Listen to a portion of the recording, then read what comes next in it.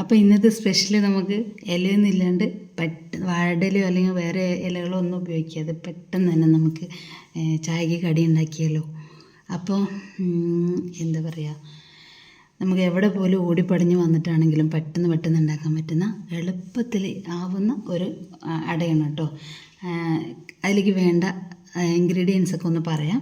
കുറച്ച് ജീരകം, ചുക്ക്, തേങ്ങ, പഞ്ചസാര, മൈദ, ഗോതമ്പ്, ഇത്രേ ഉള്ളൂ. എളുപ്പത്തിൽ തന്നെ നമുക്ക് ഉണ്ടാക്കാം. പിന്നെ ഇപ്പം എന്താ, ഓടിപ്പടിഞ്ഞ് വന്നിട്ടേ ഗോതമ്പ് ദോശ അല്ലെങ്കിൽ അട എന്നുള്ളത് ദോശ എന്നൊക്കെ ആയിട്ടുണ്ട്, ക്ഷമിക്കുക. പിന്നെ പറയാനെന്താ, മറന്നുപോയല്ലോ ഒരു കാര്യം. വീഡിയോ ഒന്ന് സബ്സ്ക്രൈബ് ചെയ്യുക, പിന്നെ കമൻറ്റ് ചെയ്യുക, ഓളെന്ന ബട്ടൺ അമർത്തുക. അപ്പോൾ നിങ്ങൾക്ക് ഞാനിടുന്ന വീഡിയോ കാണാൻ പറ്റും. വലിയ വീഡിയോ ഒന്നും അല്ലെങ്കിലും ഇഷ്ടപ്പെടാൻ പറ്റുന്ന കുറച്ച് വീഡിയോകളാണ് ഞാൻ ഇടുന്നത്. അപ്പോൾ തുടർന്നുള്ള വീഡിയോ നിങ്ങൾക്ക് കാണാൻ പറ്റും. പിന്നെ ഇപ്പം എന്താ പറയാൻ മറന്നുപോയി എൻ്റെ ഇടയിൽ. അപ്പം നമ്മൾ ഈ കാണിക്കുന്ന പഞ്ചസാര, ജീരകം, പിന്നെ ചുക്ക്, കൂട്ടത്തിൽ മൈദ, ഗോതമ്പ്, ഇത്രേ ഉള്ളൂ കേട്ടോ. കുറച്ച് ചെറിയ വലിയ പിന്നെ പണിയൊന്നുമില്ല, നമുക്ക് പെട്ടെന്ന് ഉണ്ടാക്കാൻ പറ്റും നല്ല സ്വാദിഷ്ടമായ അട. അപ്പം നിങ്ങളൊന്ന് ഉണ്ടാക്കി നോക്കിട്ടോ.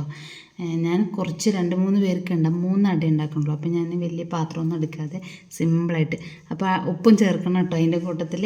അപ്പം മറക്കില്ലല്ലോ, ജീരകം, പഞ്ചസാര, തേങ്ങ, ഗോതമ്പ്, മൈദ, ഉപ്പ്, കുറച്ച് വെള്ളം കൂട്ടി നന്നായി കുഴച്ചെടുക്കുക. പിന്നെ സ്പെഷ്യലായിട്ടൊന്ന് പറയാനേ, നമ്മൾ ഇതിന് വല്ലാണ്ട് പണിയെടുക്കേണ്ട ആവശ്യമൊന്നുമില്ലല്ലോ, സിമ്പിളായിട്ട് ചെയ്യാമല്ലോ. ഒന്നാണ്ട് ബോൾ പോലെ ഉരുട്ടിയെടുത്തിട്ട് പിന്നെ നമ്മൾ തവ അടുപ്പത്ത് വെച്ചിട്ട് അതിലേക്ക് കുറച്ച് വെള്ളം കൂട്ടിയിട്ട് ഒന്ന് അമർത്തി കൊടുത്താൽ മതി. അപ്പം നല്ലോണം പരത്തിയെടുക്കുക, നൈസായിട്ട്, കട്ടി പാടില്ല. അപ്പം കട്ടിയോടും എടുത്താൽ നമുക്ക് ഒരു കഴിക്കുമ്പോൾ ഒരു എന്തോ പോലെ തോന്നും. നല്ല കനം കുറച്ചെടുക്കുക. അപ്പം ഇതിന് മുന്നേയുള്ള വീഡിയോകളൊക്കെ കണ്ടു കാണാൻ നിങ്ങൾക്ക് ഇഷ്ടമായി എന്ന് വിചാരിക്കുന്നു. അടുത്ത വീഡിയോയുമായി അടുത്ത ദിവസം വരാം.